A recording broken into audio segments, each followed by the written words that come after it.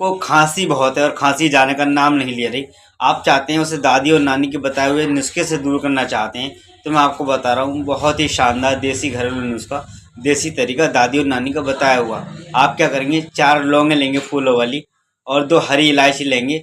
इसे क्या करेंगे, जला लेंगे, जलाकर कोला कोला बना लेंगे। जब ये ठंडी हो जाए तो आप क्या करेंगे, कटोरी में डालकर इन्हें चम्मच से मैश करेंगे, चम्मच से इसका पाउडर तैयार कर लेंगे। जब इसका पाउडर तैयार हो जाए तो आप इसमें 4 बूंद अदरक के रस की डालेंगे और 4 बूंद डालेंगे शहद की। इसे हाथ के हाथ बनाकर अच्छी तरह बनाकर इसका इस्तेमाल करेंगे। इसे बनाकर नहीं रखेंगे, जब भी आप इस्तेमाल करें हाथ के हाथ बनाएं और हैंड टू हैंड इस्तेमाल करें और अपनी खांसी में बहुत ज़्यादा राहत पाएं, सुकून पाएं।